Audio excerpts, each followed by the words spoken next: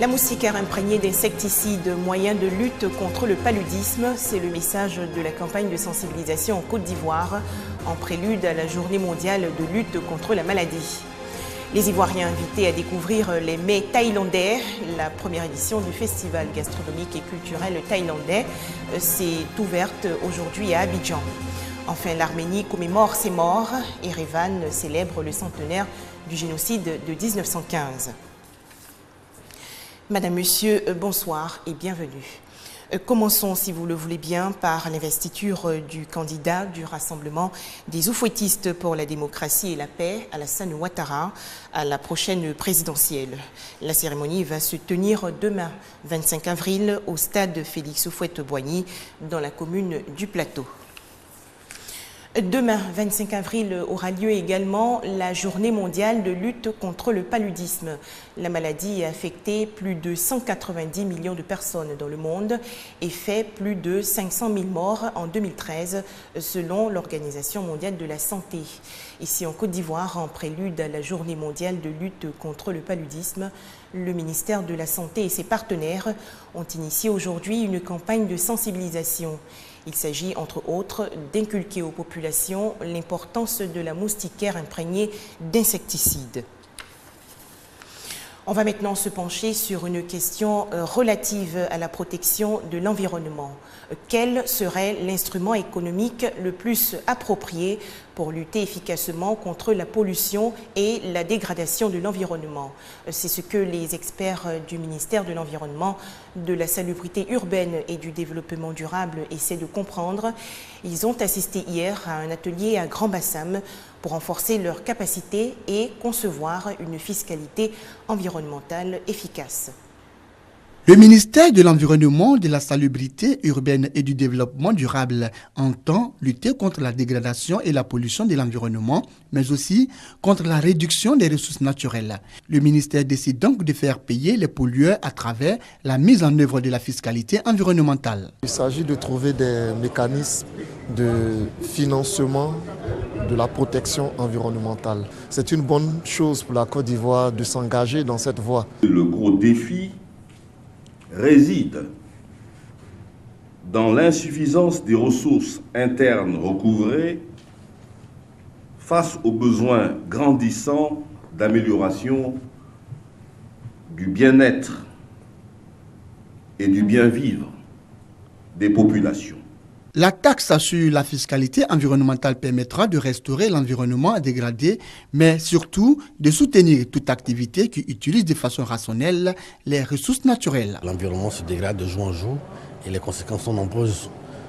On constate des inondations par-ci par-là et c'est dû à l'activité de l'homme. Les États doivent prendre les dispositions, n'est-ce pas, pour engager la responsabilité des pollueurs. Au cours de cet atelier, les participants ont axé leurs réflexions sur différents thèmes liés aux critères d'efficacité d'une fiscalité environnementale, les types de taxes et de redevances environnementales et la gouvernance de la fiscalité environnementale.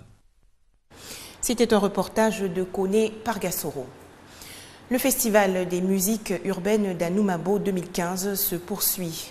La 8e édition du FEMUA s'est ouverte hier dans le quartier d'Anoumabo. Au programme, des rencontres professionnelles et une série de concerts. Rappelons qu'en marge du festival, une école primaire de 6 classes sera construite à Bangolo, dans l'ouest du pays, la zone étant particulièrement touchée par la guerre. 8, c'est le nombre d'éditions pour le Festival international des musiques urbaines d'Anoumabo, dont l'ouverture a eu lieu ce jeudi à Marcory. 4 jours durant, concerts, rencontres professionnelles et actions sociales vont rythmer le festival. Le FEMIA a pour rôle de ressouder le tissu social et d'être un facteur de cohésion des peuples, a dit Assalfo, commissaire général du festival. Pour cela, il plaide pour des élections apaisées en Afrique cette année. Le FEMIA est un vecteur de cohésion sociale et d'intégration des peuples. L'année 2015 sera marquée par des élections générales en Côte d'Ivoire et un peu partout en Afrique. Je vous exhorte à cultiver le vivre ensemble. Pour les autorités, le FEMIA est le symbole de l'engagement du groupe Magic System en faveur de l'émergence du continent africain. Vous avez également permis de célébrer notre art le Zouglou que vous avez réussi à mondialiser. Et vous avez décidé de mettre votre célébrité au service de vos frères et de vos sœurs. Et c'est pour cela que vous êtes engagé dans le social. Les enfants d'Anoumambo sont devenus des stars, les porte-flambeaux d'une jeunesse africaine qui gagne. C'est ce symbole-là qui m'intéresse par-dessus tout. En tant que ministre de l'Éducation nationale et de l'enseignement technique, montrer à nos jeunes qu'une autre vie est possible, malgré les intempéries qui semblaient assombrir l'horizon. La musique est un véritable outil de communion et d'intégration. Je voudrais, une fois encore, redire à tout le groupe Magic System combien leur musique est appréciée à travers les continents, mais aussi combien la CEDEAO leur est redevable pour le bel exemple d'efforts couronnés de succès qu'ils donnent à la jeunesse. Le FEMIA 8 permettra la construction d'une école primaire à Bangolo, dans l'ouest de la Côte d'Ivoire. Sur le plan artistique, 13 artistes vont rivaliser d'ardeur pour faire plaisir à des milliers de spectateurs. Des précisions de Kone Adama et Yeo Issa. Un tout autre festival à présent, et celui-ci va éveiller vos papilles gustatives en savourant la cuisine thaïlandaise. Nous vous en parlions hier dans le journal de 19h30.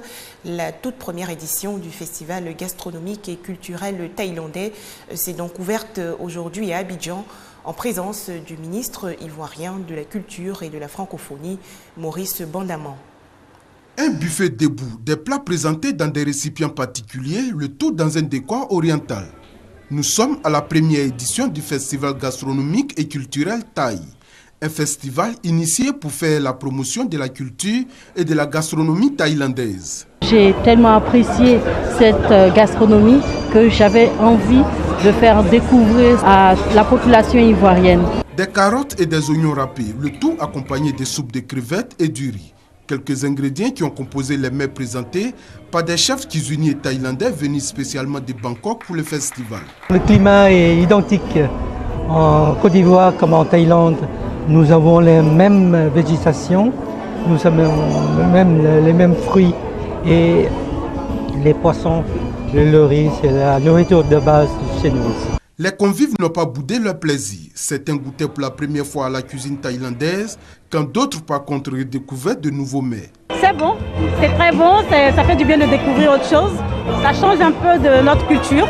Elle est très délicieuse, très délicieuse. Maintenant, est-ce qu'on peut trouver ça partout? Là, je ne sais pas. Je viens de découvrir par exemple qu'on utilisait le lait de coco mélangé à la farine de blé, c'est ce que je n'avais jamais vu, et qu'on accompagnait de cela avec des crevettes. Parrain de la cérémonie, le ministre de la Culture et de la Francophonie a traduit la volonté du gouvernement de soutenir cette initiative qui vise à renforcer les relations d'amitié entre la Côte d'Ivoire et la Thaïlande. Nous avons le devoir de nous inspirer des exemples qui ont réussi. Et la Thaïlande est un modèle de réussite à travers son tourisme, à travers sa gastronomie, à travers sa culture. Le festival gastronomique et culturel Thaï s'achève le 29 avril prochain. Mais entre-temps, il se poursuit dans un restaurant de la place. Les gourmets pourront entre 19h30 et 23h déguster la cuisine thaïlandaise dont la bonne réputation est mondialement reconnue. On faisait le point avec Herman Niamia. Place maintenant à l'actualité internationale. Dernière heure de campagne ce soir pour les élections législatives au Bénin. Plus de 4 millions d'électeurs iront voter le 26 avril prochain pour renouveler leurs 83 députés. Que faire pour lutter contre l'immigration clandestine en Europe? Les dirigeants européens se sont réunis hier à Bruxelles, en Belgique. Le sommet extraordinaire a décidé, entre autres, de tripler le budget de l'opération de surveillance et de sauvetage dénommée Triton. Cette opération est censée soutenir l'Italie pour faire face à l'afflux de migrants par voie maritime. Comment sauver les migrants en Méditerranée? Les dirigeants européens réunis jeudi à Bruxelles ont décidé de tripler leur budget consacré à ce sujet. Ils envisagent également des actions militaires contre les trafiquants en Libye, une initiative qui nécessiterait le feu vert de l'ONU. En revanche, aucun accord précis sur la prise en charge des réfugiés. La question est reportée s'inédier. L'Italie, justement, à la poursuite d'extrémistes musulmans. La police italienne annonce aujourd'hui avoir démantelé un réseau islamiste basé en Sardaigne et ordonné l'arrestation de 18 personnes. Les interpellés sont accusés notamment d'avoir participé à des activités terroristes au Pakistan. L'Arménie célèbre aujourd'hui le centenaire du génocide perpétré en 1915 par les Turcs ottomans. Plus d'1 million d'Arméniens ont été massacrés par le régime des jeunes Turcs. Et tout comme l'Arménie, des milliers de Syriens arméniens réfugiés aujourd'hui au Liban dédient une séance commémorative à ce centenaire. Cours de langue pour réfugiées syriennes d'origine arménienne. Pour ces femmes qui ont fui la Syrie en guerre pour le Liban, le massacre et l'exode dont furent victimes leurs ancêtres arméniens est un traumatisme qui se perpétue. Aujourd'hui, nous vivons un deuxième génocide. Toutes nos maisons ont été détruites. Nos parents sont en train de mourir en Syrie. Ils revivent le même génocide. Il n'y a pas moyen de vivre là-bas. Ils n'ont pas de travail et il n'y a pas de paix. Toutes les portes leur sont fermées. Ils ne peuvent aller nulle part.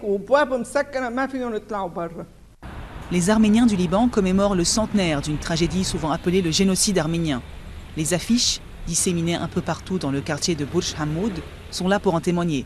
Un siècle après les faits, il existe toujours deux versions des tueries de 1915. Ankara refuse catégoriquement le mot génocide, mais l'Arménie tient la Turquie pour responsable de l'élimination systématique d'1,5 million de ses habitants. De nombreux Arméniens ont trouvé refuge au Moyen-Orient. Ceux qui ont fui vers la Syrie ont dû depuis fuir une nouvelle fois.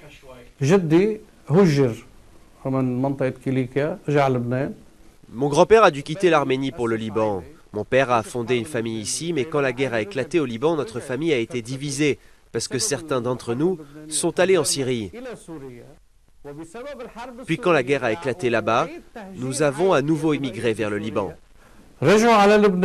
Ici, les Arméniens sont nombreux à tracer un parallèle entre des incidents qui ont eu lieu en Syrie depuis le début du conflit et la tragédie d'il y a 100 ans, comme l'attaque contre la localité arménienne de Kassab ou la destruction d'une église arménienne qui contenait des restes des victimes de 1915 à Deir ez-Zor.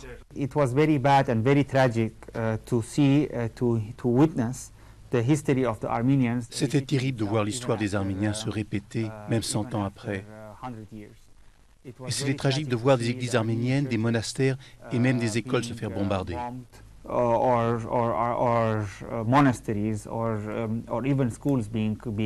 Une bonne partie des 10 000 réfugiés arméniens syriens au Liban bénéficient du soutien du centre Karagözian qui offre des services médicaux à ceux qui en ont besoin, y compris des Libanais et des Syriens. Les histoires qu'ils racontent en arrivant rappellent les récits de leurs grands-parents. Certains évoquent l'idée, ancrée en eux, qu'ils doivent être toujours prêts à s'exiler à nouveau. Voilà, ce sera tout pour ce soir. Merci de votre confiance et à demain, 19h30.